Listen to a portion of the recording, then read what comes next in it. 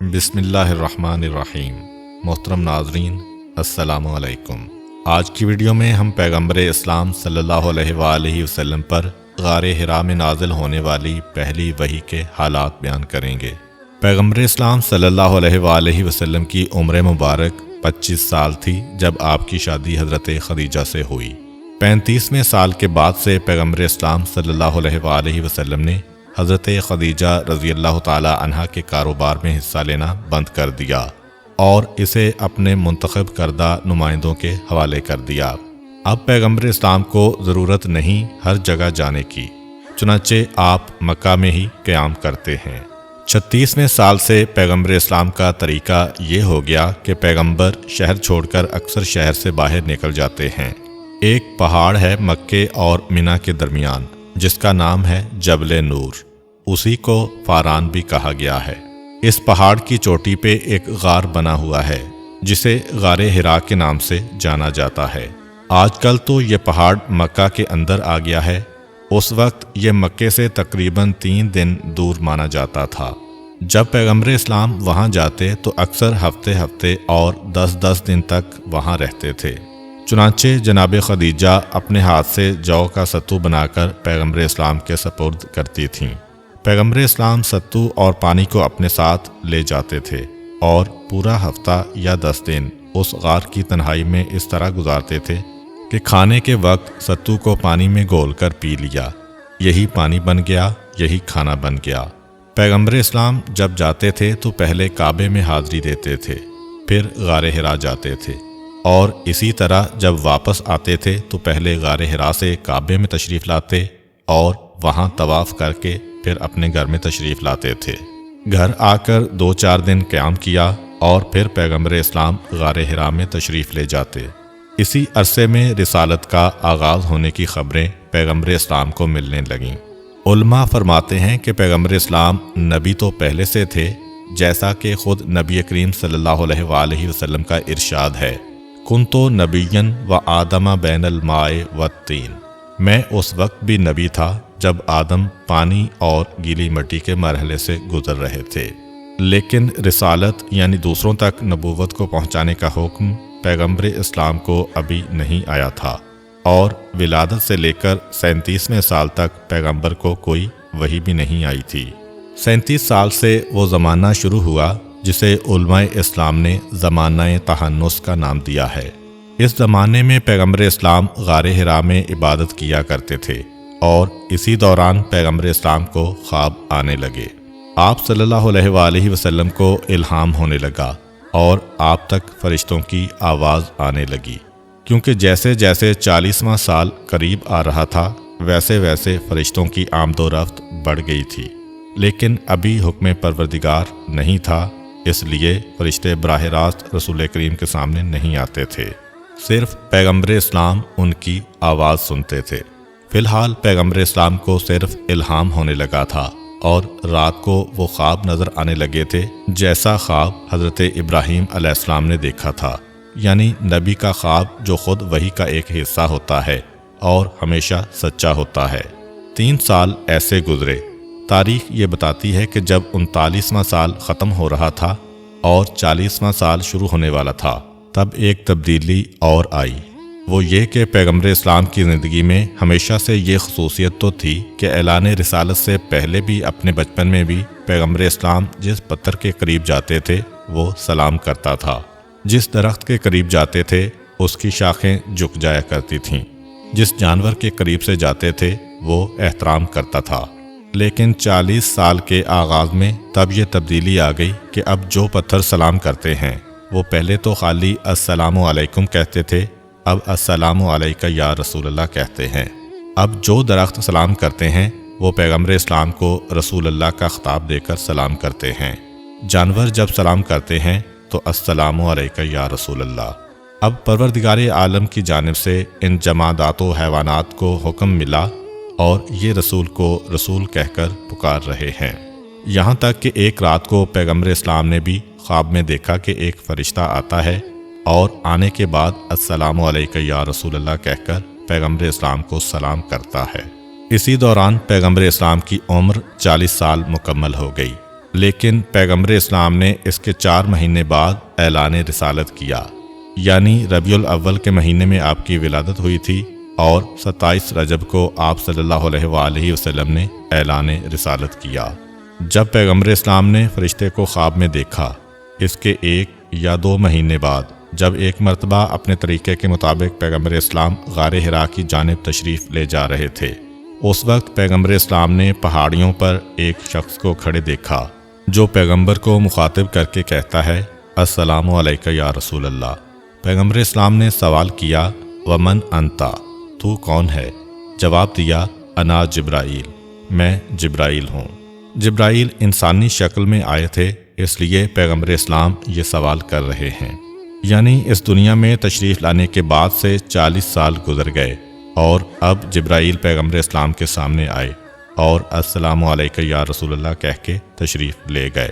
یہ سارے خواب، یہ الہامات، یہ فرشتوں کی آوازیں، یہ جانوروں، پتھروں اور درختوں کے طریقے میں تبدیلی، یہ خواب میں فرشتے کا آ کے سلام کرنا، یہ جبرائیل کا آ کے رسول کہنا، یہ سب چیزیں پیغمبر اسلام کو بتا رہی ہیں کہ اب وہ وقت بالکل قریب آ رہا ہے کہ جب مجھ پر یہ ذمہ داری عائد ہونے والی ہے کہ میں اپنی نبوت کو عوام تک پہنچاؤں، یعنی اپنی رسالت کا اعلان کروں۔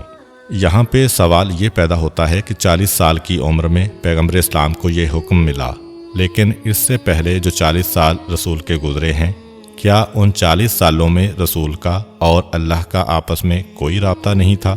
کیونکہ کہا تو یہی جاتا ہے کہ سب سے پہلے وحی جو آئی وہ 40ویں سال آئی، تو اللہ اور رسول کے درمیان ان 40 سالوں میں رابطے کا ذریعہ کیا تھا؟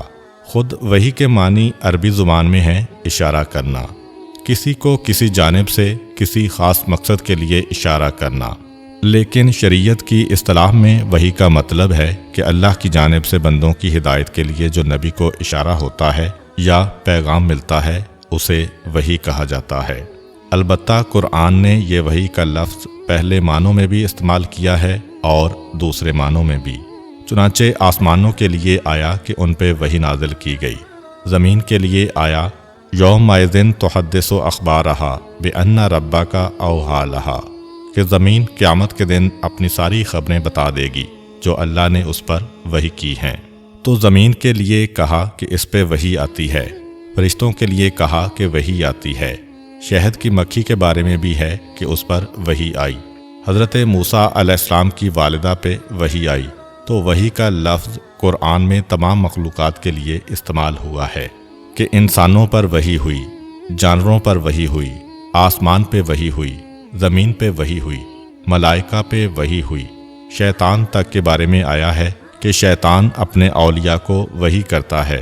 لیکن اس وقت جس وحی پہ ہماری گفتگو ہو رہی ہے کہ اللہ کی جانب سے اپنے رسول پر بندوں کی ہدایت کے لیے جو وحی نازل ہوتی ہے، یہ 5 طریقوں سے آ سکتی ہے۔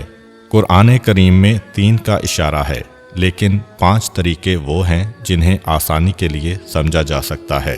وحی کا پہلا طریقہ ہے نبی کے دل میں کوئی بات آ جانا، جسے عام بندوں کے لیے الہام کہتے ہیں، مگر نبی کے لیے یہ بھی وحی ہے، اور اس کی مثالیں روایات میں موجود ہیں کہ پیغمبر اسلام نے کئی مقام پہ کہا کہ میرے پروردگار نے میرے دل میں یہ بات ڈالی۔ یہ وحی کا وہ طریقہ ہے جس کے لیے جبرائیل علیہ السلام کی ضرورت نہیں ہے۔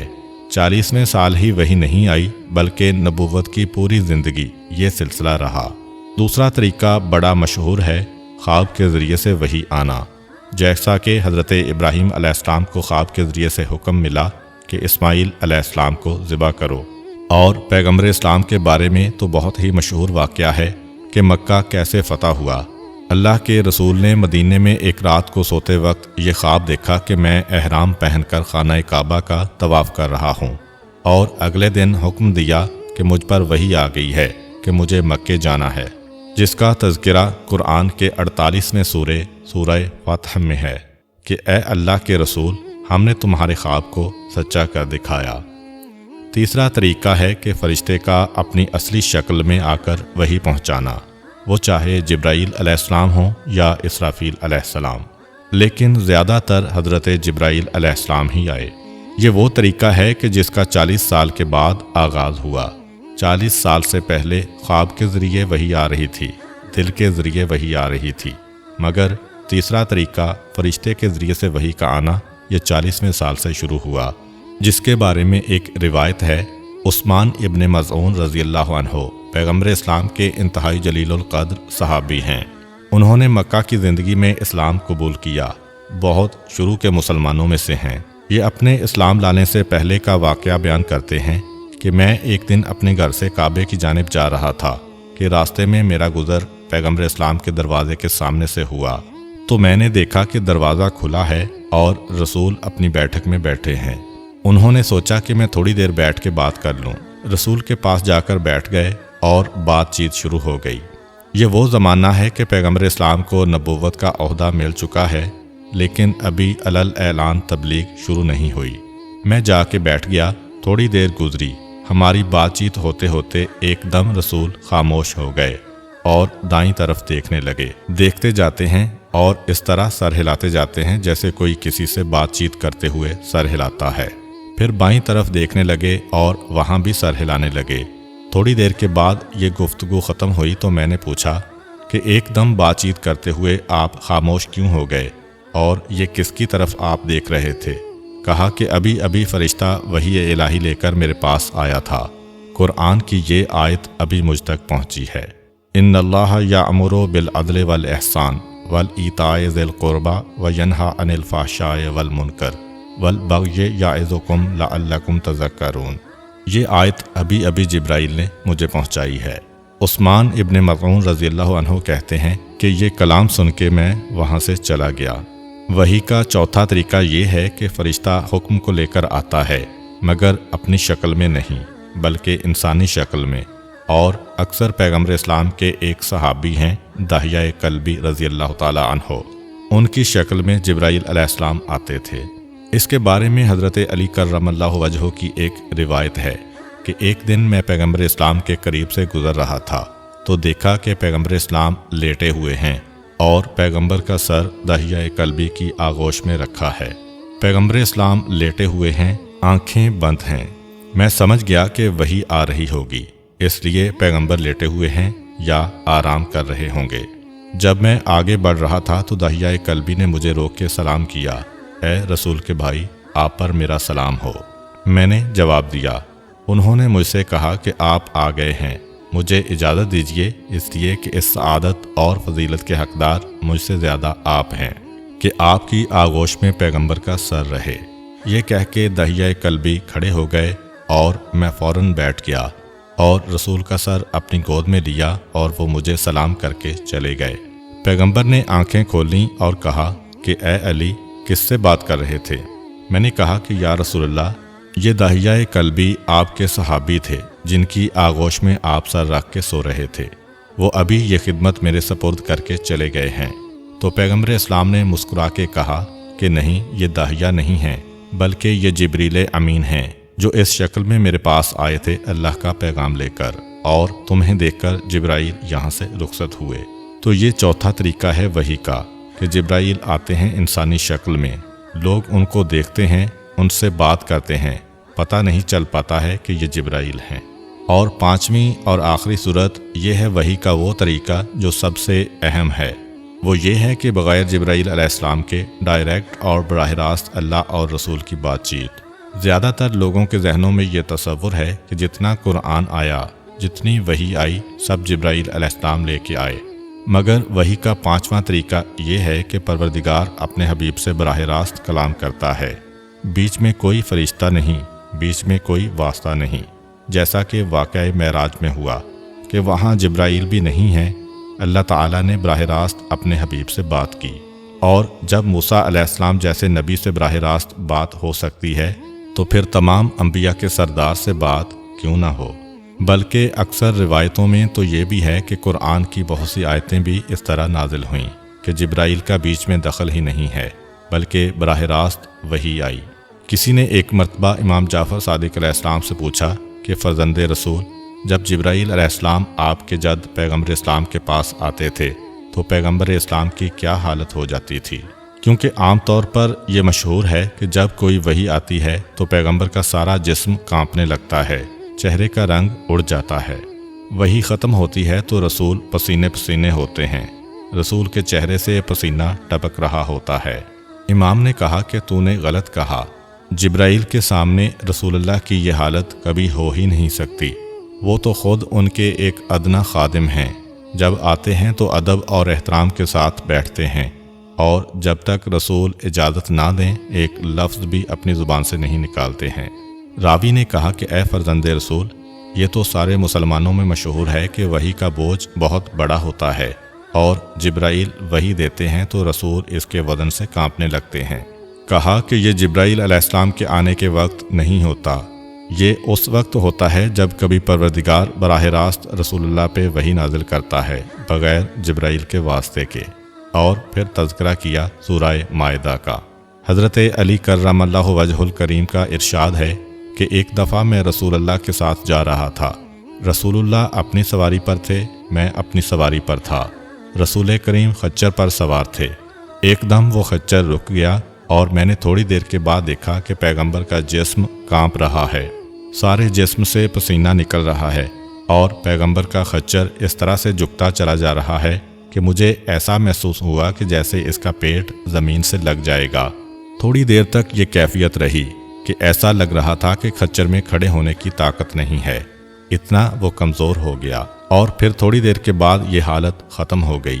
پیغمبر اسلام نے ایک مرتبہ مجھے دیکھا، میں نے سوال کیا کہ اے اللہ کے رسول کیا کیفیت ہے؟ کہا کہ ابھی ابھی پروردگار نے براہ راست سورہ مائدہ کی کچھ آیتوں کو نازل کیا ہے، تو جب براہ راست وحی آتی ہے اس وحی کا وزن اتنا ہوتا ہے کہ جس جانور پر پیغمبر اسلام ہیں اس کی کمر ٹوٹنے لگتی ہے، اور وحی کے اس طریقے کے بعد پیغمبر اسلام کمزوری محسوس کرتے تھے، ورنہ دوسرے 4 طریقوں میں کوئی کمزوری محسوس نہیں ہوتی تھی۔ یہ ایسا سلسلہ ہے کہ جس میں جبرائیل کی ضرورت نہیں ہے، بلکہ براہ راست رسول اللہ سے گفتگو کرتے ہیں۔ تو یہ 5 طریقے ہیں وحی کے: الہام، خواب، فرشتے کا انسان کی شکل میں آنا، فرشتے کا فرشتے کی شکل میں آنا، اور آخری طریقہ یہ ہے کہ براہ راست وحی کا نازل ہونا۔ چنانچہ بات ہو رہی تھی پہلی وحی کی۔ 27 رجب کی تاریخ تھی، جمعے کا دن تھا، اور انگریزی حساب سے نوروز کی تاریخ پڑ رہی تھی۔ بیک وقت نوروز اور 27 رجب دونوں جمع ہو رہے تھے۔ جمعہ کا دن ہے، پیغمبر اسلام 7-8 دن سے غار حرا میں تشریف فرما ہیں۔ اس وقت ملائکہ کو اس چیز کی اجازت مل گئی جس کے لیے ملائکہ بے چین تھے اور تڑپ رہے تھے کہ ہمیں رسول کے پاس جا کر رسول کی زیارت کا موقع ملنا چاہیے۔ پروردگار نے کہا، اے میرے ملائکہ، آج تمہیں اجازت ہے۔ چنانچہ صبح سے فرشتوں کے گروہ در گروہ غار حرا میں اترنے لگے۔ فرشتے انسان کی طرح نہیں ہیں کہ ان کا ہجوم انسان کے لیے جگہ کو تنگ کر دے۔ غار حرا میں فرشتوں کے فرشتے اتر رہے ہیں، ایک ایک گروہ آتا ہے اور آ کے پیغمبر اسلام کو سلام کرتا ہے، یہاں تک کہ جب یہ سارے فرشتے آ گئے تو روایت یہ ہے کہ اس کے بعد جبرائیل علیہ السلام 70,000 فرشتوں کو لے کر اور میکائیل علیہ السلام 70,000 فرشتوں کو لے کے ایک ساتھ غار حرا میں داخل ہوئے۔ دونوں فرشتے 70,000 ساتھیوں کے ساتھ پیغمبر اسلام کے سامنے پہنچے اور ساتھ ایک کرسی لے کر آئے جو سرخ یاقوت کی بنی ہوئی ہے۔ سرخ یاقوت جنت کے اس پتھر کا نام ہے جس سے جنت کے محلات، خیمے اور جنت کا فرنیچر بنایا گیا ہے۔ کرسی کو رکھا جاتا ہے اور جبرائیل و میکائیل علیہ السلام پیغمبر اسلام صلی اللہ علیہ وآلہ وسلم کو درخواست کرتے ہیں کہ اب آپ اس پہ تشریف رکھیے۔ پوری شان کے ساتھ پیغمبر اسلام اس کرسی پہ تشریف فرما ہوتے ہیں اور فرشتوں نے پیغمبر اسلام کے سر پر تاج نبوت رکھا۔ اس کے بعد سارے فرشتے ہاتھ باندھ کر پیغمبر اسلام کے سامنے قطار در قطار کھڑے ہو گئے۔ جبرائیل علیہ السلام سب سے آگے ہیں اور عین اس موقع پر جبرائیل علیہ السلام نے کہا، اللہ کے رسول، اب یہ پہلی وحی آ رہی ہے۔ بسم اللہ الرحمن الرحیم، اقرأ بسم ربک الذی خلق، خلق الانسان بالعلق، اقرأ وربک الاکرم، الذی علم بالقلم، علم الانسان ما لم یعلم، یعنی پڑھیے اپنے اس پروردگار کے نام سے جس نے تمام انسانوں کو پیدا کیا، وہ پروردگار جس نے انسان کو جمے ہوئے خون سے بنایا، وہ پروردگار کہ جس نے انسان کو قلم کے ذریعے سے تعلیم دی، اور انسان کو وہ سکھایا جو انسان پہلے نہیں جانتا تھا۔ جبرائیل علیہ السلام وحی الہی کے الفاظ پیغمبر اسلام تک پہنچا رہے ہیں، اس حالت میں کہ یاقوت سرخ کی کرسی پر تاج نبوت کو سر پہ رکھے پیغمبر اسلام تشریف فرما ہیں، اور قرآن کی یہ 5 آیتیں نازل ہوئیں، اور پیغمبر اسلام نے ان 5 آیتوں کو دہرایا، اور جبرائیل علیہ السلام نے آگے بڑھ کر لوائے حمد خدا کا پرچم پیغمبر اسلام کے سپرد کیا۔ یہ وہی جھنڈا ہے کہ جس کے سائے میں پیغمبر اسلام کے ماننے والے قیامت کے میدان سے جنت کی جانب بڑھیں گے، اور جنت میں جہاں رسول کا قیام ہوگا اس محل کی چھت پہ یہ پرچم لگایا جائے گا۔ اس شان سے وحی الہی نازل ہوئی۔ پیغمبر اسلام نے جبرائیل علیہ السلام کے اس پیغام کو سنا۔ روایت یہ ہے کہ ان 5 آیتوں کو سننے کے بعد پیغمبر اسلام اپنے مقام سے بلند ہوئے، پھر ادب اور احترام سے فرشتے 2 قطاروں میں کھڑے ہو گئے۔ پیغمبر اسلام ان دونوں کے درمیان سے نکلے۔ باہر آتے ہوئے لوائے حمد یعنی اس جھنڈے کو دوبارہ جبرائیل علیہ السلام کے سپرد کیا گیا، اور اب جو پیغمبر اسلام باہر آ رہے ہیں تو اس وقت جتنے بھی درخت، پتھر اور جانور راستے میں ہیں، حتیٰ کہ روایت یہ ہے کہ اس وقت خانہ کعبہ تک سب کی جانب سے ایک ہی آواز بلند ہو رہی تھی، السلام علیکہ یا رسول اللہ، السلام علیکہ یا رسول اللہ۔ پیغمبر اسلام غار حرا سے باہر آئے۔ جبرائیل جانا چاہتے ہیں۔ جاتے جاتے کہا کہ بس ایک آخری پیغام اور جو آپ کو عن قریب مل جائے گا۔ پیغمبر اسلام غار حرا سے باہر آئے اور آہستہ آہستہ چلتے ہوئے اپنے گھر کی جانب روانہ ہوئے۔ گھر میں جاتے ہی پیغمبر اسلام صلی اللہ علیہ وآلہ وسلم بستر میں لیٹ گئے۔ کئی دنوں کے بعد پیغمبر اسلام واپس آئے ہیں۔ جناب خدیجہ رضی اللہ تعالی عنہا سے کہا کہ مجھے ایک چادر اوڑھا دو، میں آرام کرنا چاہتا ہوں۔ جناب خدیجہ نے چادر لا کے پیغمبر اسلام کو اوڑھا دی۔ اس دوران سورہ مدثر کی پہلی 7 آیات نازل ہوئیں۔ بسم اللہ الرحمن الرحیم، یا ایہا المدثر قم فانذر وربک فکبر وثیابک فطہر والرجز فاہجر ولا تمنن تستکثر وَلِرَبِّكَ فَاصْبِرْ۔ اے چادر اوڑھنے والے، اٹھیے اور تنبیہ کیجیے، اور اپنے رب کی کبریائی کا اعلان کیجیے، اور اپنے لباس کو پاک رکھیے اور ناپاکی سے دور رہیے، اور احسان نہ جتلائیں کہ اپنے عمل کو بہت سمجھنے لگ جائیں، اور اپنے رب کی خاطر صبر کیجیے۔ قم فانذر، اٹھیے اور تنبیہ کیجیے کا پیغام سن کر پیغمبر اسلام چادر کو الٹ کے اپنے مقام سے کھڑے ہوئے، قبلے کا رخ کیا اور اپنے کانوں میں انگلیاں داخل کر کے اللہ اکبر کی صدا 2 یا 4 دفعہ بلند کی، جو اب تک اسلام میں مستحب ہے حالت اذان میں۔ بعض روایتوں میں یہ ہے کہ یہ آواز دنیا کے تمام موجودات تک پہنچ گئی، اور ان میں سے جس نے اس کا جواب دیا وہی پیغمبر اسلام کا ماننے والا بنا۔ یہ آواز پیغمبر اسلام دیتے ہیں حکم قرآنی کے احترام میں اور حکم قرآنی پر عمل کرنے کے لیے۔ اسی موقع کے متعلق حضرت علی کرم اللہ وجہہ فرماتے ہیں کہ جیسے ہی پیغمبر نے اللہ اکبر کہا، میں نے دیکھا کہ ایک انتہائی خوفناک آواز بلند ہوئی۔ میں نے آگے بڑھ کر پیغمبر اسلام سے سوال کیا کہ اے اللہ کے رسول، یہ آواز کیسی تھی؟ آپ نے اللہ اکبر کہا۔ اس کے جواب میں اللہ اکبر تو آ رہا ہے، مگر یہ خوفناک و ہیبت ناک آواز کیسی ہے؟ جواب دیا، اے علی، یہ شیطان کے چیخنے کی آواز ہے، کیونکہ آج شیطان مایوس ہو گیا۔ روایت میں ہے کہ 4 ایسے مقام تھے کہ جب شیطان نے چیخ ماری ہے۔ پہلا موقع جب شیطان نے سجدہ نہیں کیا اور اسے بارگاہ الہی سے نکال دیا گیا۔ دوسرا موقع جب اسے جنت اور آسمانوں سے بھی نکال دیا گیا۔ تیسرا موقع جب پیغمبر اسلام نے اس طرح اعلان رسالت کیا، اور چوتھا موقع جب الحمدللہ کا سورہ نازل ہوا۔ یہ 4 مواقع ایسے ہیں کہ شیطان ان موقعوں پر بالکل مایوس ہو کر چلا گیا۔ پیغمبر اسلام کہتے ہیں کہ اے علی، آج شیطان مایوس ہو گیا کہ اب کوئی اس کے ساتھ نہیں چلے گا، اب کوئی اس کے راستے پر چلنے والا نہیں ہے۔ تو اس طرح پیغمبر اسلام پر ایک ہی دن میں 2 الگ الگ وحیاں نازل ہوئیں۔ پہلی وحی اقرا بسم ربک الذی خلق والی، اور دوسری سورہ مدثر کی آیتیں۔ اب پیغمبر اسلام صلی اللہ علیہ وآلہ وسلم نے جناب خدیجہ رضی اللہ تعالی عنہا کی طرف رخ کیا اور فرمایا کہ اے خدیجہ، کیا تمہیں پتہ ہے کہ پروردگار نے اب رسالت کے اعلان کا حکم دے دیا ہے؟ اور اگر تم میرا ساتھ دینا چاہتی ہو تو پھر کلمہ پڑھو۔ جناب خدیجہ نے پوچھا، اللہ کے رسول کون سا کلمہ؟ پیغمبر اسلام نے جناب خدیجہ کو کلمہ پڑھایا۔ جناب خدیجہ نے کہا، اللہ کے رسول میں تو پہلے ہی یقین کیے بیٹھی تھی کہ آپ یقیناً سچے نبی اور سچے رسول ہیں، مگر آج زبان سے بھی اس کا اعلان کر دیتی ہوں۔ انہوں نے کلمہ پڑھا۔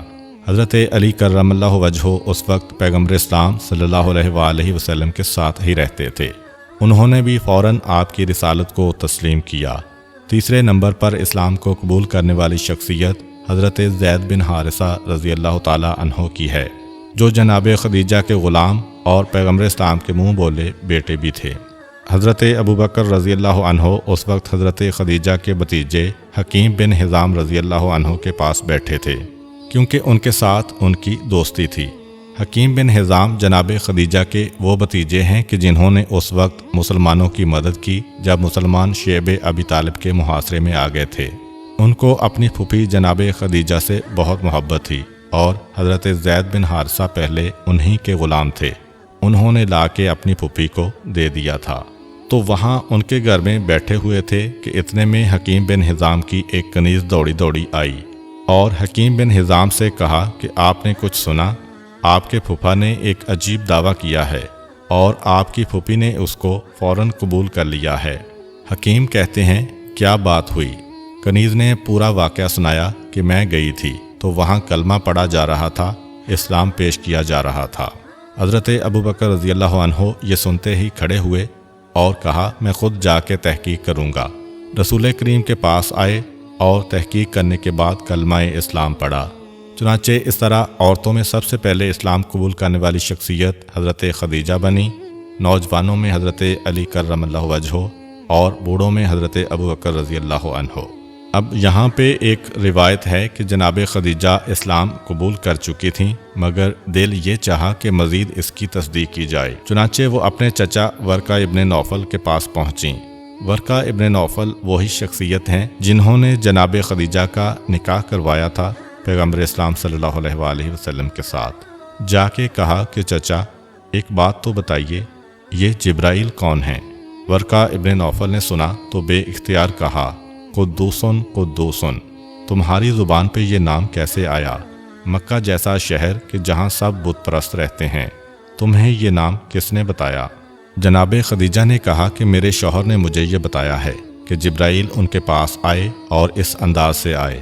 ورقہ ابن نوفل کہتے ہیں کہ خدا کی قسم، یہ تو وہی فرشتہ ہے جو موسیٰ اور عیسیٰ علیہ السلام پہ آ چکا ہے، اور تمہارے شوہر نے جو جو حالت بتائی یہ سب وہی ہے جو تورات و انجیل میں لکھی ہوئی ہے۔ تمہارا شوہر اللہ کا سچا رسول ہے اور فوراً اس کے اوپر ایمان لے آؤ۔ جناب خدیجہ کے دل کو تسلی اور اطمینان ہوا۔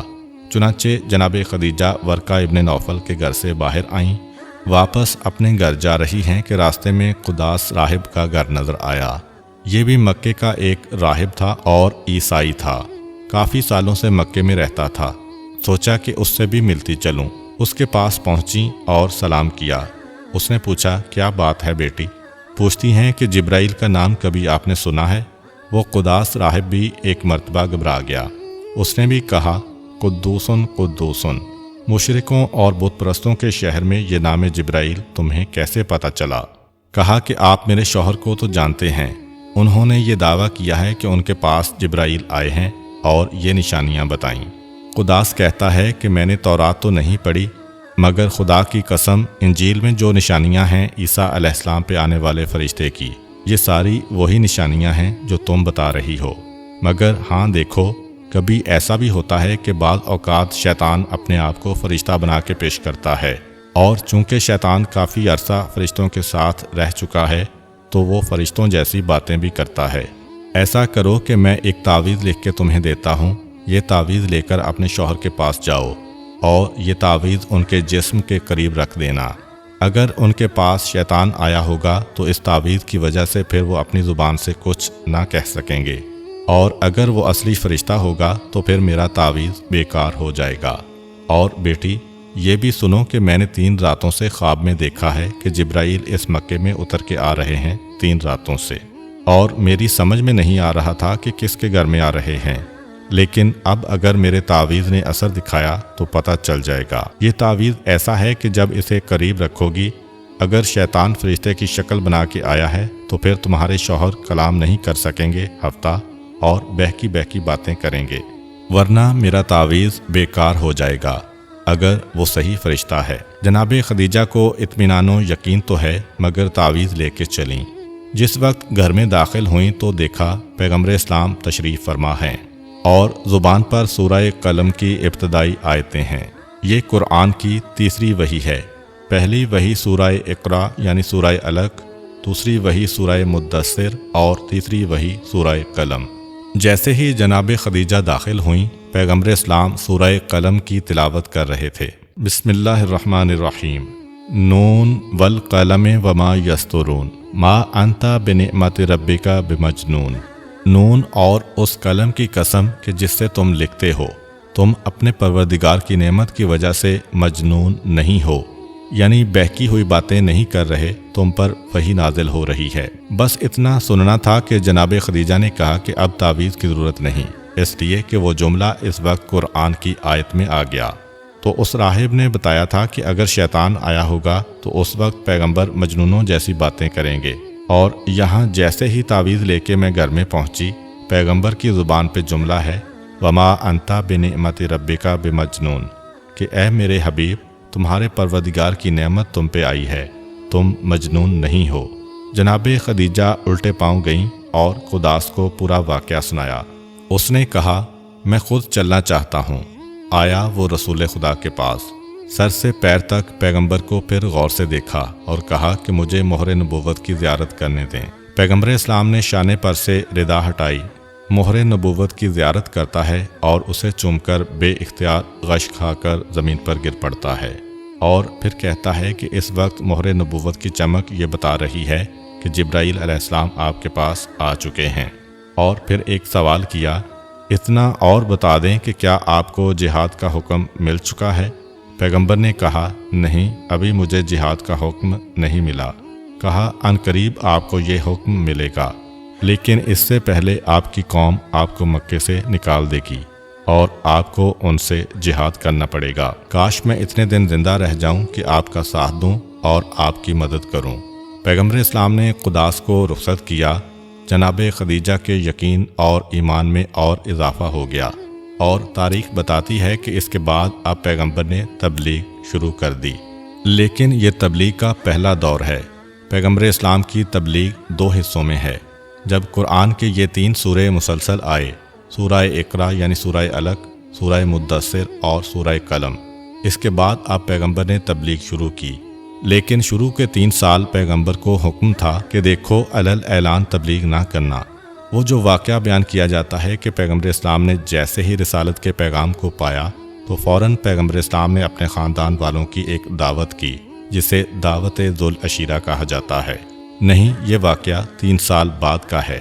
اسی طریقے سے نصاب کی کتابوں میں جو ایک واقعہ ہم پڑھتے ہیں کہ جب جبرائیل علیہ السلام آئے تو اس کے بعد پیغمبر اسلام پہاڑی پہ چڑھے اور اعلان کیا تھا کہ مکے والو، اگر میں کہوں اس پہاڑی کے پیچھے دشمن ہے تو کیا میری بات کا یقین کرو گے یا نہیں کرو گے؟ اور دیکھو میں ایک سچا پیغام لے کے آیا ہوں۔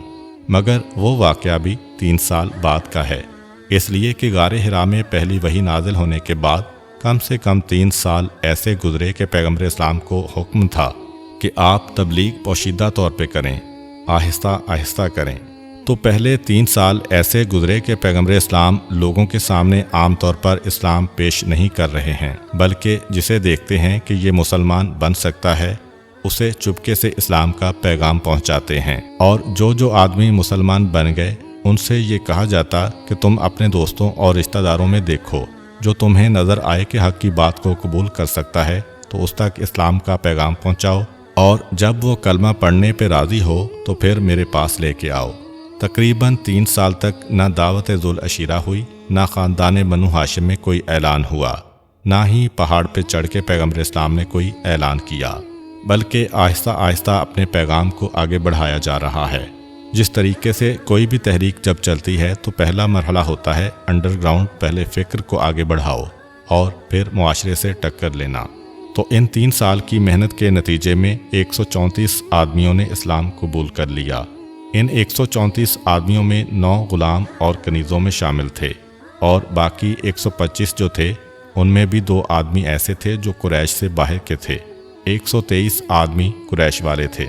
यानी इस्लाम का पैगाम गुलाम और कनीज़ों तक ही नहीं पहुंचा, बल्कि इनमें मुआशरे के पढ़े लिखे और समझदार लोग भी थे।